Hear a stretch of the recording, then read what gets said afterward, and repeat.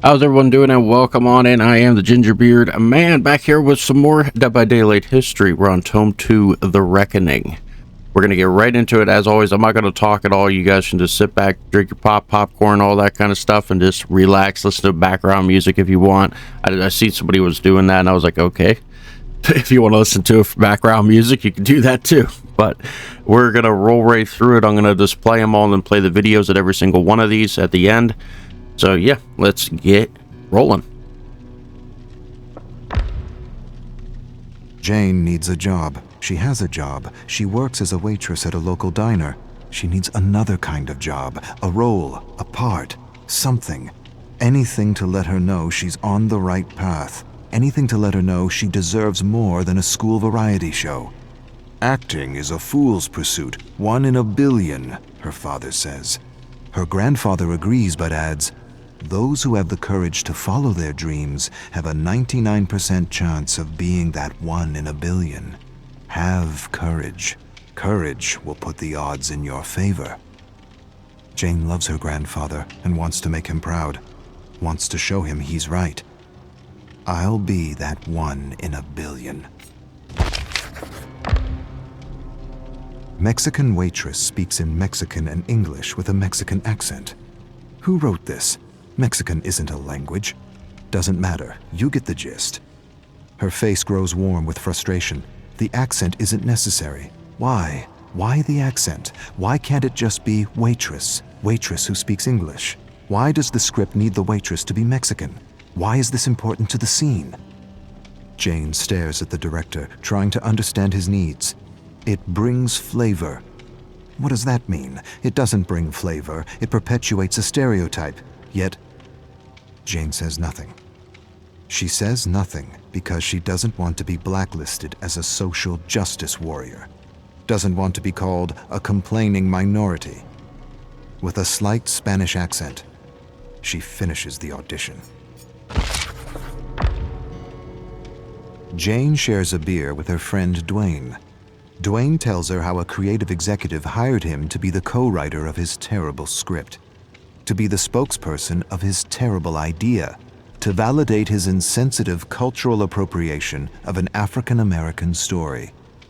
The creative executive wants to make a minority film because it's a fad, the quickest way to be recognized, the fast track to fame for a hack. Many writers told the hack his script was wrong on so many levels, badly written, disrespectful, boring, insensitive. Dwayne refused to accept a script that was disrespectful to his cultural heritage. Refused to attach his name to a project so the executive could avoid accusations of cultural appropriation. Refused to validate an entitled interpretation of a minority story. The executive discredited Dwayne by calling him a social justice warrior. Fired him. Jane sighs sadly for her friend. At least the script won't get produced. Dwayne raises a skeptical eyebrow. The hack has a friend with money. Lots of money. He'll write, direct, and produce. Entitled hacks with friends in high places. It's how bad movies get made. They toast bad movies. Jane laughs. Not because it's funny. Because it's true.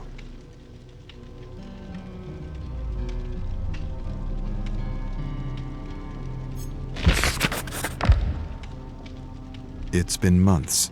She hasn't worked. No calls, no auditions, nothing. Jane stares at the blank television screen. As a child, she used to imagine herself on television. She doesn't see herself on television anymore. Something is happening. She can't see herself succeeding anymore. She wishes for her shot, her 1 in a billion shot, but scripts for her are few and far between, nothing beyond the stereotype. Her agent shouldn't care. He should put her forward for all the female roles in her age range. She can play any female role, lead or support, and yet she only gets auditions for the spicy Latina, or the funny immigrant, or the waitress with the accent, never just woman, American. That's all she wants. She stares at the snowy television, tries to visualize herself as the star of a show, but can't. The phone rings. Her agent. An audition. A major part in a play, and it pays well. For a moment, just a moment, she feels like 1 in a billion. Jane's cell phone rings. She freezes on the sidewalk. This is it. And she doesn't know if she wants to answer or not. She can't take another rejection. Not for this part. This part is too important. She brings the cell phone to her ear, answers. She hears a voice she recognizes, her agent. He tells her how everyone enjoyed her audition, how everyone thought she was just fantastic. He goes on about something else. She waits for the but, the proverbial but, 1,000 compliments negated by one single, all-destroying but. It doesn't come. She listens to the trivial notes and waits for the polite rejection. Instead, you got the part. She's not sure she heard right. You got the part. She mumbles to herself. I got the part. Her face grows numb with disbelief. She screams. Strangers turn to face her. Sorry. Dwayne helps Jane rehearse at a cafe. They take a break and he tells her the hack is now doing a Chinese story and is desperately searching for a Chinese writer to validate his most recent abomination. Jane laughs. Hacks with money, it's how bad movies get made. She tells Dwayne things are going well with the play. She doesn't have to do an accent, doesn't have to wear a miniskirt or perpetuate a ridiculous stereotype, doesn't have to do all the stupidities she had to do in the past. This is a real gig. A meaningful gig, a gig she can share with her family. She knocks on the table. Dwayne laughs and says it isn't wood. She shrugs. He says he's happy for her and hands her a cutout from a magazine. Open audition for Quick Talk. He says he put in a good word for her. She'd make a perfect host. She thanks him, but the play takes all her time. Too bad. You're the most real person I know, and that's what the show needs. Authenticity. Last rehearsal before opening night, and she's nailed her role despite some last-minute changes to the script. She feels the adrenaline and a great sense of flow unlike anything she's ever experienced before. The director claps after the last line is delivered. He approaches her, tells her he's amazed, impressed, inspired. But he feels her character would work better with an accent. A what?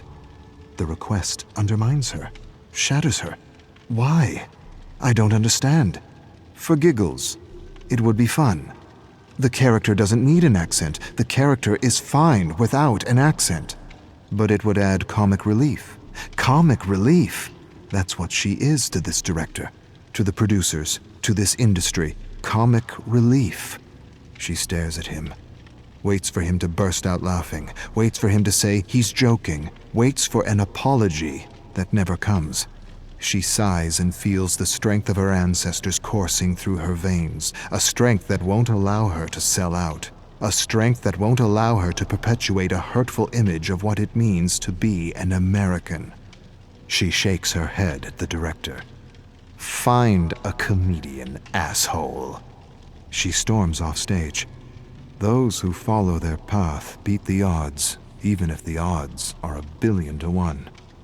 Bullshit.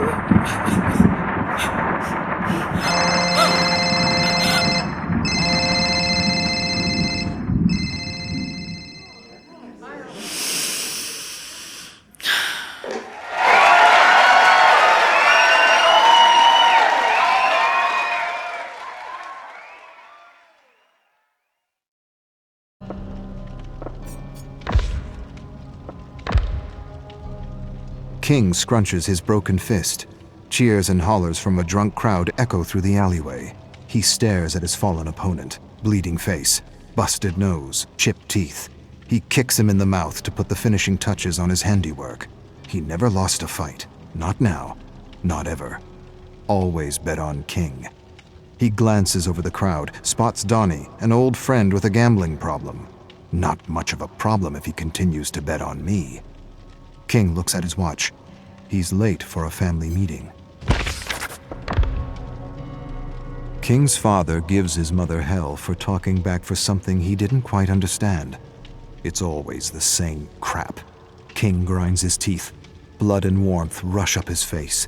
Every scrap, every single one he won because he saw his father's face on his opponent. He wants to lash out, to say something, anything. But to say something is to be cut off. But this time he's not thinking straight, or maybe he is. His father raises a hand to strike his mother. It happens faster than the thought to perceive it. One moment he snatches his father's arm, the next he's beating him black and blue for years of accumulated shit. He walks away while his mother tries to help his father up. You're out. Never show your face here again, ungrateful bastard. Get out. He never really had friends. Not real ones, anyway. He had an entourage. A group of sods enjoying the high life with his credit card. Now he has no one. Not a single bloody friend to help him out. He had friends once upon a time in school, but that was long ago. He needs money. But money doesn't grow on trees, and no one wants to challenge him, not after what he did to his last opponent. He needs a job. His accounts are near empty, and his old careless spending habits are hard to break. He meets with Tommy. Tommy has no room for him in his apartment. Wishes he did, but he doesn't. Mick wants to help, but his old lady won't let him. Same with Bill. And Harry. His ex has moved on, and she doesn't want to see his face. Something about being a shithead. He can't live in a hotel room forever. It drains the account. He remembers a face he recently spotted in a crowd at his last scrap. They were friends since they were toddlers. He was a genuine friend, even if they went separate ways. King looks him up. Castle Drive. He hails a taxi. King hasn't felt real in a long time. He sits in Donnie's apartment drinking old ale, realizing how much he misses genuine heart-to-hearts. Donnie was his friend before he realized he came from money. The rich aren't really rich. He's not sure why he thinks this or what it means. It's just a random thought. The ale talking, as it were. Donnie says he can stay until he figures things out. He's not sure when that will be. It doesn't matter. A sudden rap at the door startles him. Donnie stands, opens the door to reveal a few men in black leather jackets. Muscle. King doesn't hear much. What he does hear, he doesn't like. Donnie owes money and can expect a bundle of lead in the face if he doesn't pay. He laughs when he returns to the kitchen table. It's your fault, King. I don't know who to bet on anymore.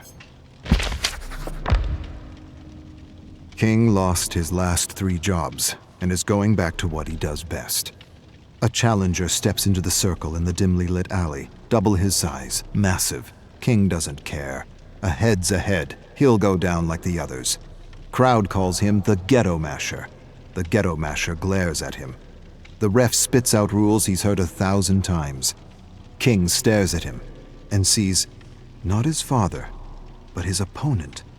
A bell sounds. With a bestial snarl, the Ghetto Masher lunges. King evades a wild blow that would have ripped his head off. He feels strange, unresponsive, confused. Donnie screams at him. He glances at him as he receives a massive fist to the skull. Black swirls across his eyes. He doesn't remember the thud against his skull. He doesn't remember his legs buckling. He doesn't even remember collapsing in a pile of festering garbage. He only remembers waking up on the couch in Donnie's apartment. He's lost his edge. His anger. His rage. His hate. Was that all he was? Donnie's asking if he's okay, and he's not sure. Am I okay? Will I be better? I don't know. Was it just a fluke? A lucky shot? Happens to the best. I feel wrecked. I am wrecked.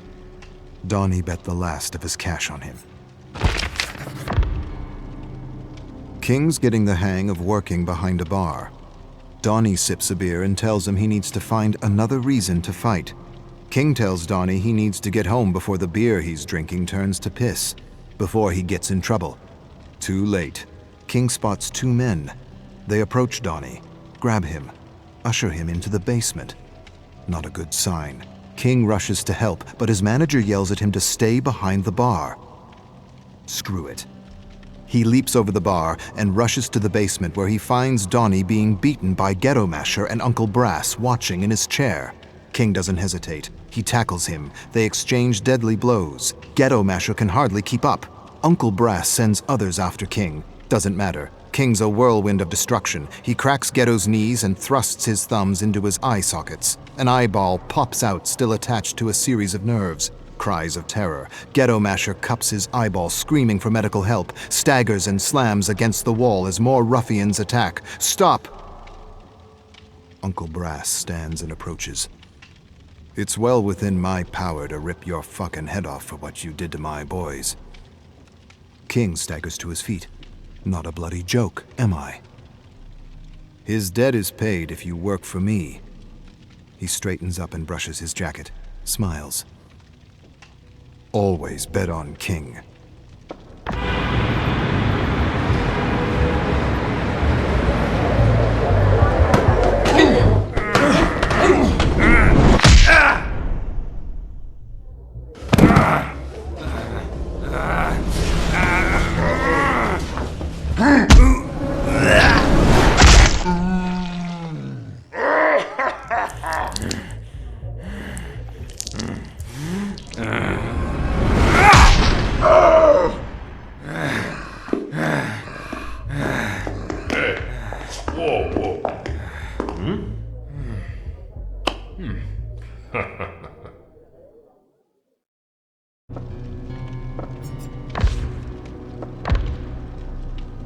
Imbecile. That's what he calls Professor Blanchard. The imbecile is choosing two students to lead a research assignment in an abandoned farmhouse. Carter knows he's going to be selected. He's the best in the neuroscience program. The best at the Leary. The Leary. It could only be the Leary. The Leary or the Allen.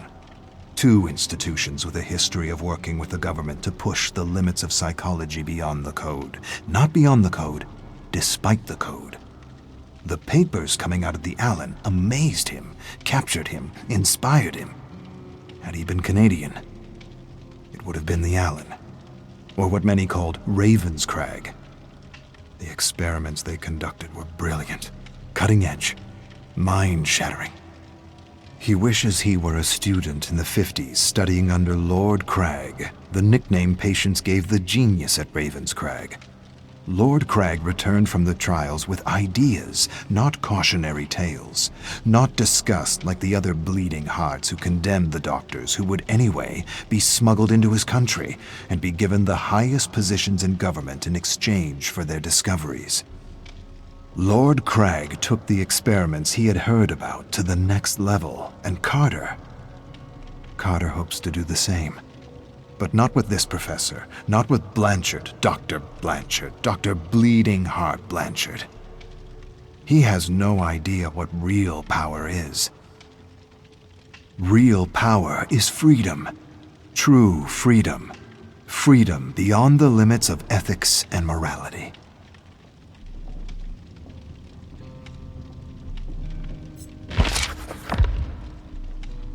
Carter's leading the research assignment with another peer. The challenge?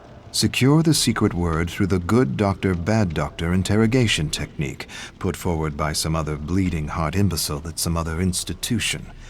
He's bad doctor with a code, a list of do's and don'ts the imbecile gave him. Very limiting, too limiting, self-limiting even.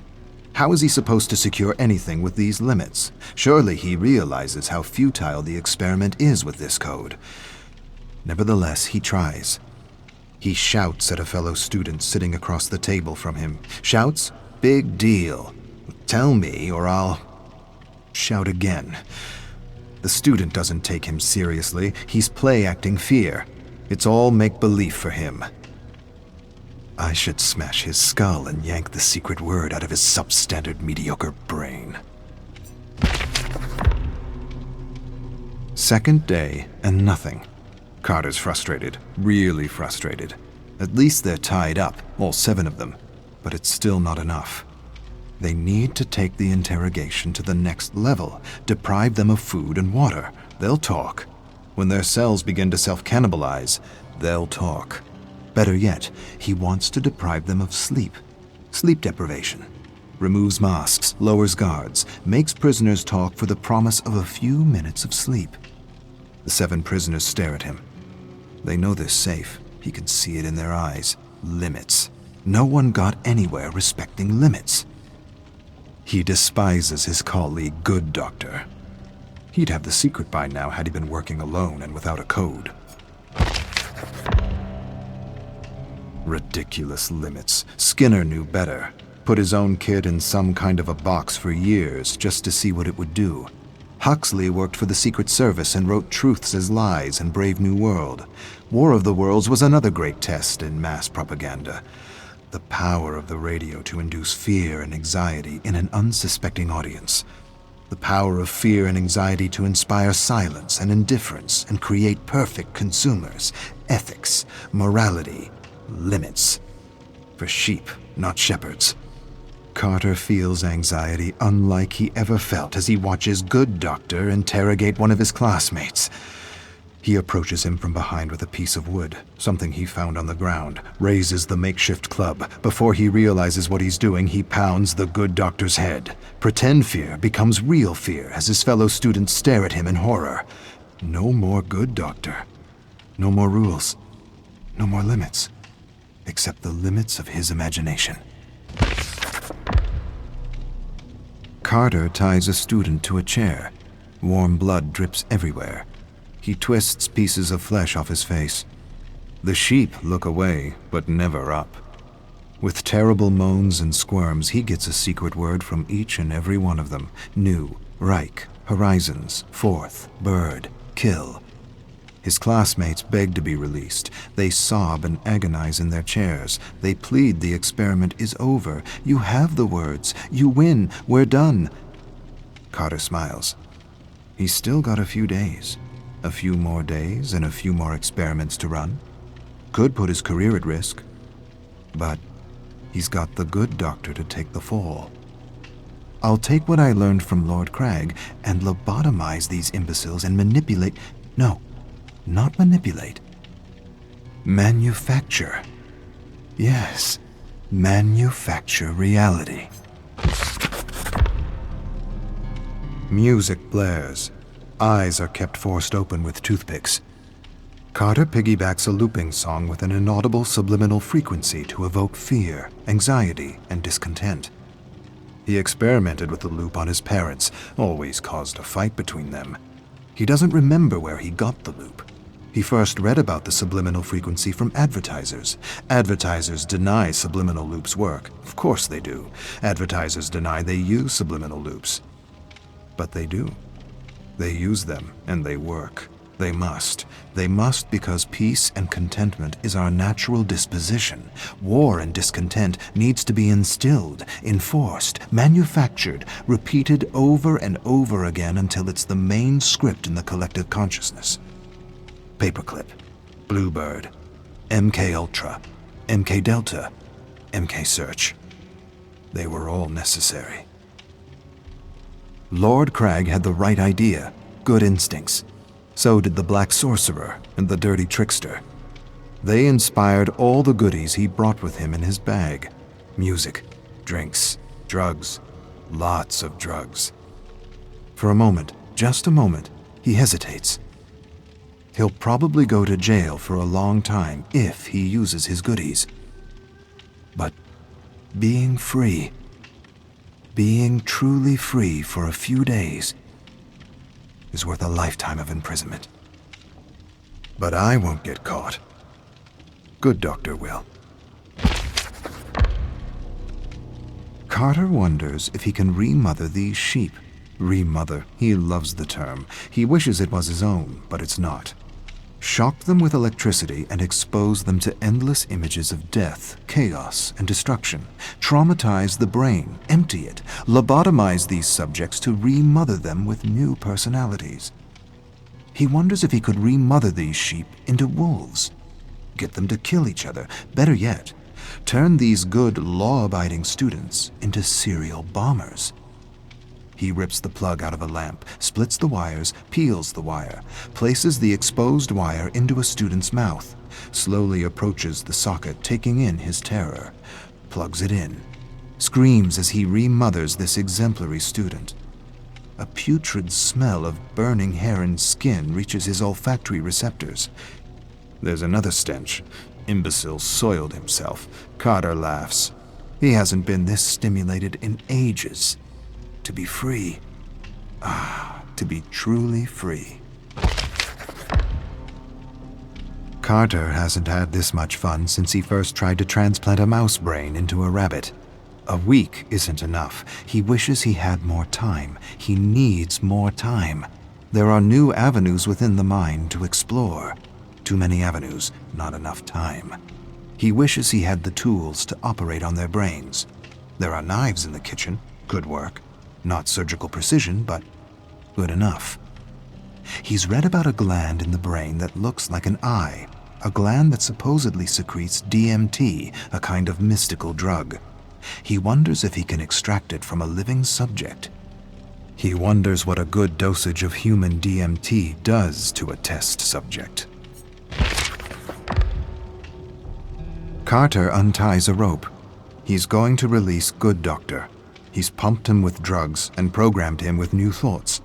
He believes the other students are Russian spies that need to be executed for national security. He unwraps the rope and places a screwdriver in his hands. He changes his mind, removes the screwdriver, replaces it with a fork, changes his mind again, replaces the fork with a spoon. He's never seen a spoon used to kill a human being. He backs away from Good Doctor, who is lost and confused, remothered. He says a phrase. The moon is down. Confusion becomes clarity as Good Doctor stands and approaches the Russian spies with a spoon. Brilliant. Bleeding Heart Blanchard returns to the farmhouse with a group of men Carter's never seen before. They look like government men. He suppresses a smile and tells them Good Doctor got out of hand, took things a degree too far. He barely got out alive. Blanchard tells him to shut up. His tone is different. He doesn't sound like an imbecile. We taped the whole thing. Carter exchanges a look with the men in black suits. He doesn't understand. The imbecile enters and does the unexpected. He stares at the barely breathing student unperturbed. No fear, no panic, no emotion, nothing. He grins and mumbles something to himself in German. He turns to Carter with a smile. His smile turns to a grin when the men in black suits handcuff and arrest him. Blanchard whispers, "Looks like you had your chance to make merry hell and took it. The cuffs are just for appearances." I don't understand." "Yes, you do. You understand much more than the others. Welcome to MK Awakening."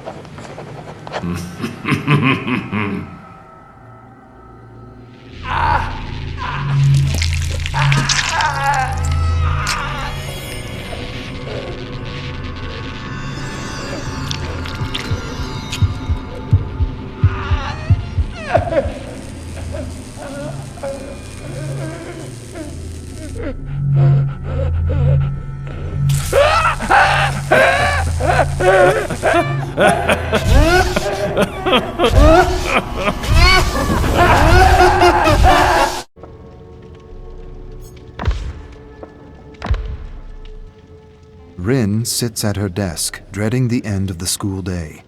Not because she enjoys junior high or because she respects her teachers, but because she despises being forced to learn kendo.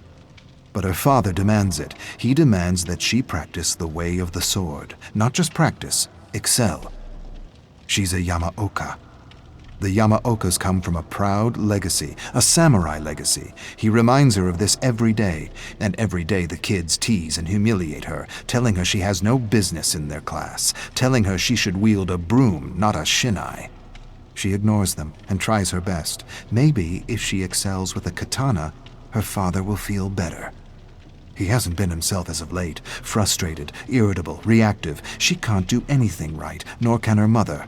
He has become very quiet and talks and argues with himself. She doesn't understand what's happening to him, but she knows he is suffering, and the last thing she wants is to add to his pain. Family is everything, and maybe one day she'll be okay with wielding a katana.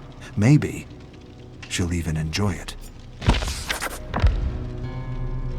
Rin's bones feel brittle and ready to collapse under the weight of the armor. She holds her bamboo shinai up to her opponent. I want this to be over. Can't this just be over? Her opponent insults her. He tells her there's a shattered window in the changing room she ought to clean before someone cuts themselves, Janitor Yamaoka. He laughs. He makes another janitor joke at her expense. A sudden heat rushes up her face. She wants to shove the shinai down his throat. See how he laughs with wood and splinters piercing through his stomach. Splinters piercing through his throat.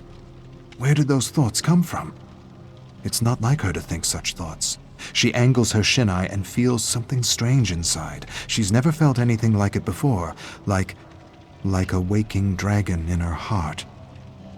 She stares at her grinning opponent. Faster than thought, she lunges and strikes his head. Everyone laughs at him. His head slumps in mingled defeat and humiliation. A boy stares at her with wide, disbelieving eyes. He blinks. You might be a Yamaoka after all. She hates to admit it, but it feels good to win. No, not to win. To defeat a foe. To defeat another human being.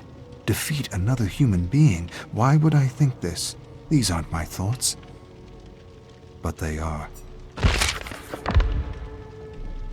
She doesn't understand what happened.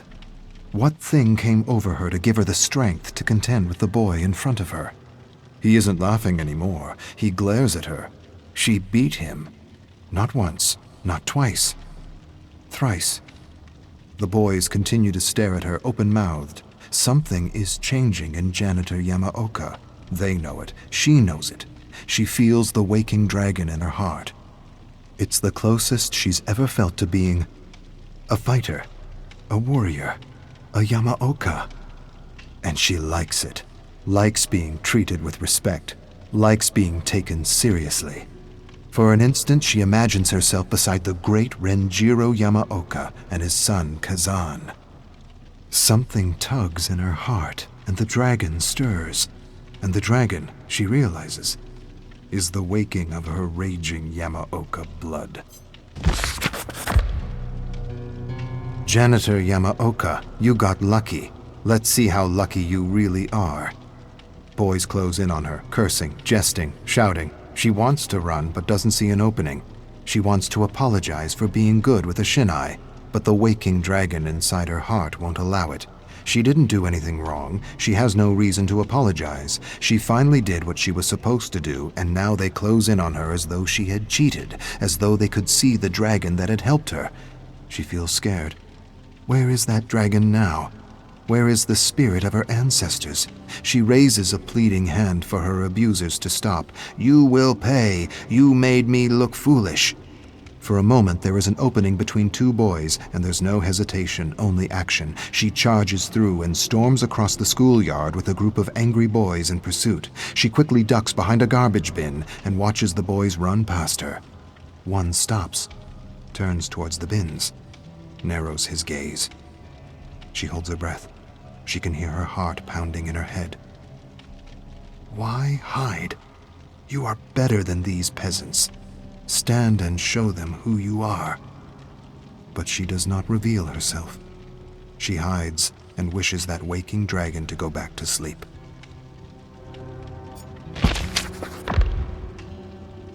Rin emerges from hiding and begins her long walk home. The dragon in her heart admonishes her for hiding, tells her she is more than her tormentors and should never cower before bullies and abusers. She's not sure what she should have done or what she should think. Maybe she should have faced them. Maybe she should have confronted them. Maybe she should have beaten them down and torn them limb from limb. Limb from limb? What am I thinking? Where did that come from? Limb from limb. What dark thoughts are these? Before she can answer her own question, she hears a voice. She hears her tormentors jeering and spewing insults at her. She doesn't turn around. She doesn't run. She doesn't run because she knows what's coming, and she doesn't care.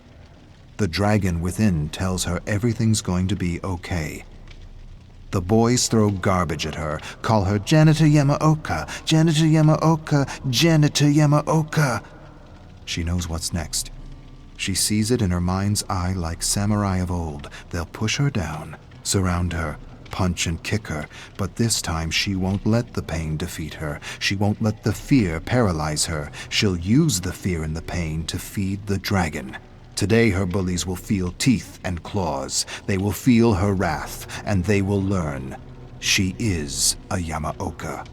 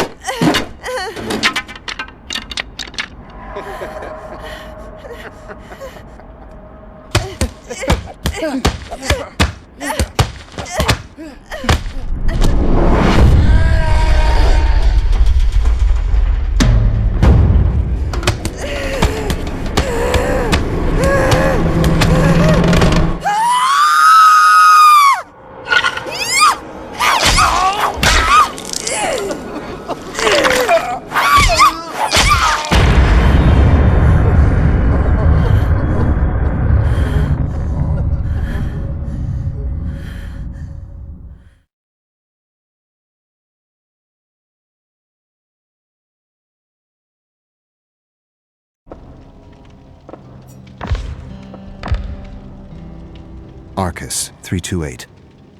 There is a curiosity at the core of every thinking person, a need for knowledge from uncharted and unknowable territories. But what is discovered in those blank spaces of the abyss, of the cosmos, are things far too immense to understand.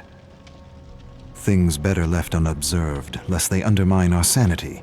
Better to embrace ignorance than face the truth of our insignificance in the grand scheme of it all.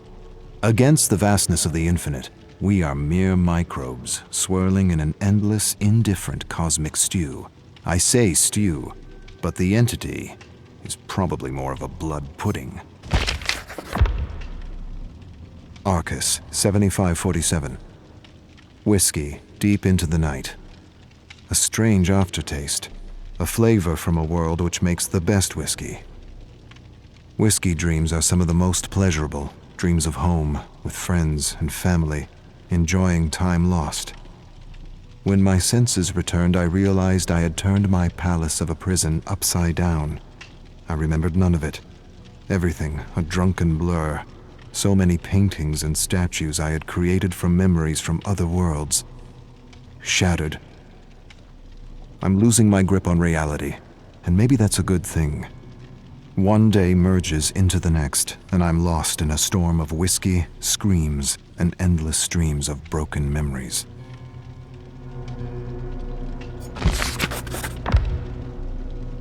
Arcus 3212. From a window, I see something moving with an uncanny light. Through the black fog, it shines there, beckoning me. And yet I cannot leave. I cannot move. I can only bring things to me through the Orus. What light is this? Is it a creature sent by the entity? Is it a survivor? Or perhaps it's a marooned soul from back home searching like myself for a way back. An unnatural wind whines, and I stare at the moving, hypnotic light. A hideous watching eye, trying to reach out to me, trying to tell me something, trying to convey something in its strange, rhythmic movement. Arcus, 345. I have recently wondered if survivors realize the titanic significance of their thoughts and feelings, and of how the entity uses them to furnish the trials. Thoughts and feelings that bring me glimpses of what it's like to have lived on a parallel world as someone else. It helps pass the time. Arcus, 1043. I look and observe the realms of the entity with eyes that see disharmony, chaos, fear, and terror. And yet I acknowledge I may be swayed by appearances, and that there may be another truth beyond the veil, and it feels futile, if not absurd, to try to put to words what I am seeing. Arcus, 767. The Orus was little understood back home, and to be fair, I wasn't given the chance to explain its merits to the Council. Had they taken the time to understand, they would have realized that though I had no verifiable explanation for how the Orus works, I had theories. And the most reasonable was that the Orus works on the basis of the Trinitarian of creation, a concept long held by our ancestors and forgotten throughout the ages. But the concept isn't complicated, isn't witchcraft, isn't a secret. It simply suggests that it takes two things to create a third, a father and mother to create a child, an idea and passion to create something new, something real, something lasting and meaningful, a thought and feeling. Therein lies the best theory of the Orus and how it is able to create with auric particles. The failing of other pioneers back home is they believed thought alone was enough, when in reality it is only half the equation. The other half is emotion, for it is feeling and passion that fuels the fires of creation. The Orus amplifies and manifests and forges something new using the mold of thought and the fires of passion. Or, I've been here too long, and I'm grasping at theories to pass the time. Arcus, 293. Things could have been worse. I could have been banished in a dimension without auric fog, containing the memory imprints of countless victims. Memories that keep me entertained and busy with my coin and spirit collections. And the music. The variations from parallel worlds. It helps pass the time. In a twisted way, I think what I'm admitting is that I'm glad the entity takes what it wants, when it wants, from the Omniverse. Arcus, 632. Through a rift, I believe I culled another memory of Vigo, manifesting reality within the entity with something reminiscent of the Orus. How he came to understand the machinations of the fog is both puzzling and inspiring. It suggests to me that perhaps this place enhances one's connections to our infinite selves throughout the Omniverse. Arcus, 9873. King has this way of doing things that are quite amusing. One of my favorite memories I return to time and time again whenever I need a lift is Memory 2332, Gasoline Man. King grabs this man who skipped a few payments on a loan. He drags him by the hair and throws him in an alley. He grabs a metal gasoline container and douses the sod with its contents and lights a match. He stares at him through the flickering flame as the man screams in terror. He watches him beg for his life. Then he flings the match. The man's eyes pop out of his head as the flame hits his chest and falls to the floor with a sizzle. King tells him to make his payment or next time he'll use real gasoline. Brilliant. Arcus, 9082. Max has quite an arm. A farmer made his way out of a barn, and with one well-aimed blow with a spade, his head was severed from his shoulders and 2 spouts of hot blood burst from his body like geysers. He watched the headless man stagger stupidly and collapse in a growing puddle of steaming blood. I have to admit, I've gone through this memory more than once. It's one of my favorites. I find Max disturbingly amusing and the illusion of death fascinating. At a distance. Arcus, 893. Several survivors went mad trying to escape the trial. They had with them memories of previous incarnations, so that one survivor began dashing his head against a wall, convinced he was reliving a nightmare he had just escaped. The other survivors drowned him in mud to shut him up. It seems to me survivors are torches growing dimmer and dimmer with every trial. Some stop to feel altogether and are doomed to the void. Others go raving mad and need to be silenced by others. Arcus, 223. I felt an uncanny and unseen presence in the archives as I contemplated the entity. I could hear the labored breathing of killers standing outside my prison. I looked out into the dark, raging fog and saw nothing. Either the entity is aware of my presence and is preparing to send killers to put an end to my plans, or the memories of survivors are somehow merging with my personal memories, and these sounds are mere side effects of overusing the Aurus. In the end, it doesn't matter. If I could end the entity, I would, even if it meant my own demise. My life is little to pay for the salvation of the worlds it will destroy. Arcus, 1032. Jumbled experiences of brutal killers and weird rituals of godless brutes from worlds too dark to care. I jerked myself straight out of one memory that pulled me into a cavern of bodies with an odor so repugnant I was retching for hours. I still have that horrible taste in my mouth and shudder at the thought of that smell. That horrible smell. Rotting humanity. What foul creature of a man had made this festering hole his lair is beyond me.